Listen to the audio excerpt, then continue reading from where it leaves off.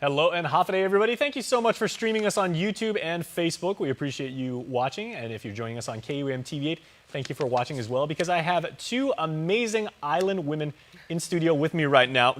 Bashful as always and certainly humble, but your reputation precedes you. Jane Flores, very good to have you here. Thank you very much, Jason. Been a very good friend for many years. And wonderful to be here. And I'm really looking forward to talking to you about this topic. But we also have Lena Leon-Gro, the president of the Guam Women's Chamber of Commerce. Hafa day, Lena. Hafa day, and thank you for having me. Okay, this is a fantastic topic, ladies. It's a very interesting, very wide-ranging topic. Okay, now I'm sure you would agree that it's not good to bury the lead as a longtime journalist and everything, so let's get right to it. We are talking about the minimum wage forum that the Women's Chamber of Commerce is putting on. Certainly, minimum wage topic, it knows no gender. This affects both male and female employees, or however you identify these days and everything. So what major issues will you be talking about when you guys put on this forum? Well, for us, we actually invited experts in economics as well as in human resources. So we're going to actually get their input and then be able to ask them questions. And Jane is going to actually moderate. We have a panel of six people, experts coming in today. Okay, and again, Jane, I'm going to ask if I can tap your expertise, again, as a longtime journalist and everything like that. This is not a new issue. This has gone back many, many generations. Absolutely. And, you know, one of the things we want to do is give our members as much information about a possible minimum wage increase as we can.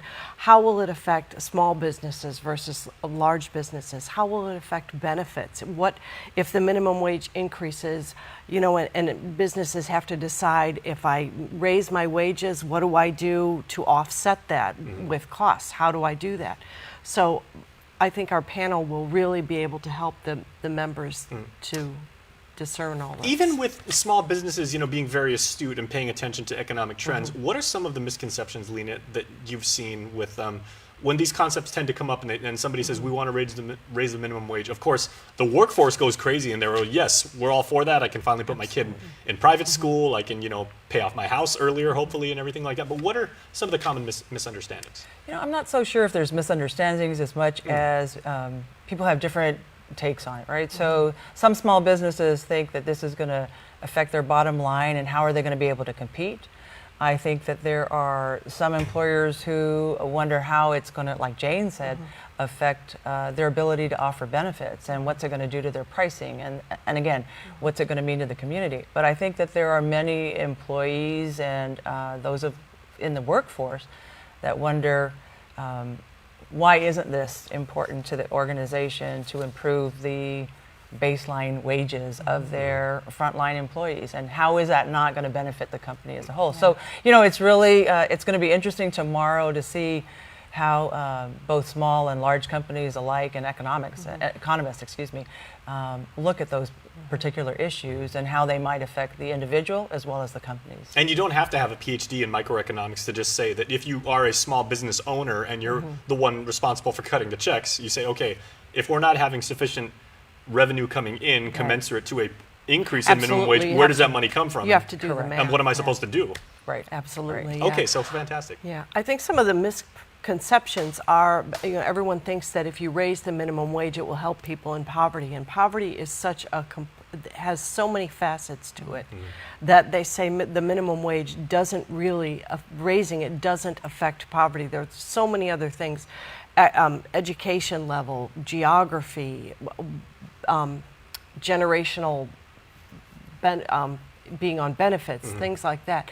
Also, one other perception is that the minimum wage, raising the minimum wage, harms the lowest level workers, because you'll have companies who say, well, if I have to pay someone $10 an hour, do I want to hire somebody who doesn't have a high school diploma or somebody who doesn't have any training? Right. So that might be a factor too. Would you also say, Lena, that there's a decent argument that can be made from the salaried staffers, and they can maybe say, like, okay, if the gap between a minimum wage staffer and maybe say somebody with like 2 or 3 years experience who is now on salary, if it begins to narrow, then they can say, you know, why don't I just go on minimum wage and I can, you know, rack up overtime now? Yeah, you know, I mean, I suppose, because I've heard that too. Right. And for sure there are folks that are wondering if the lower wages go up, should everybody else's wages go up? Exactly. I'm not sure. And I that's one necessarily of, agree we with- did right. a survey, and some of our respondents from our members said if the minimum wage increases, then everyone is going to ask for a raise also. Exactly. Yeah, so there's that Okay, aspect too. so without giving away too much of what you're going to talk about at your forum, would you be able to kind of gloss over some of the results of that survey, Well, generally? I was just telling Lena, I went over the results of the survey, and we had about around 50 respondents, and they ran the gamut. There were some people who said, it won't affect me at all. Some people who said, I'm going to have to raise prices. Some people said, I'm going to have to cut employees' hours. Some people said, I'm going to have to lay people off. So it runs the gamut. It depends on whether you're a large business or a small business. There's no one size fits all for this issue, I think, and that's what's important to know. Can I naively say that this would mainly affect those small businesses that deal mainly in retail, not so much in the service industries? I would think that would be a good educated guess, that smaller businesses it would affect more. I would think that Okay. they would be less able to absorb this. Now, we have tomorrow, I will tell you actually who we have. We have Joe Bradley from the Bank of Guam. Excellent. He is Senior Vice President. He's been an economist for 42 years. He knows everything about economics on Yes, Guam. certainly It's does. Joe and it's Gary Hiles. our Gary friend. Hiles He's is also coming going to too. be there. He's, Wow. he's been a chief economist for the government of Guam for Gosh, 30, you guys have the over 1927 Yankees right Yes. now. Murderers Row.